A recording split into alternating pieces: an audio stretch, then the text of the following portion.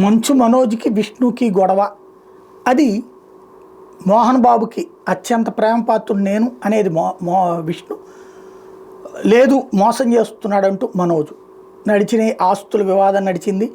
తర్వాత చివరికి మోహన్ బాబు మనోజ్ మీద పెట్టిన కంప్లైంట్లు ఇదంతా ఒక ఎత్తులోపు TV9 మీద దాడి చివరికి మోహన్ బాబుకి బెయిల్ రావడం ఇదంతా ఇప్పుడు సుప్రీంకోర్టే బెయిల్ ఇచ్చేసింది ఆయన అరెస్ట్ చేయొద్దని చెప్పి.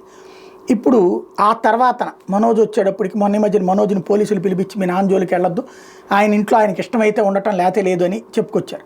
ఇప్పుడు మంచు మనోజ్ తాజాగా విష్ణుని మాత్రం రెచ్చగొడుతున్నాడు, పరోక్షంగా కన్నప్ప సినిమా మీద విమర్శలు చేస్తున్నాడు అనుకుంటా.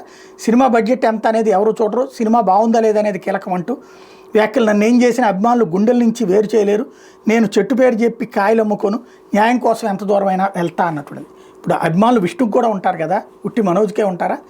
మోహన్ బాబుకి కూడా ఉంటారు కదా, ఉట్టి మనోజ్కే ఉంటారా?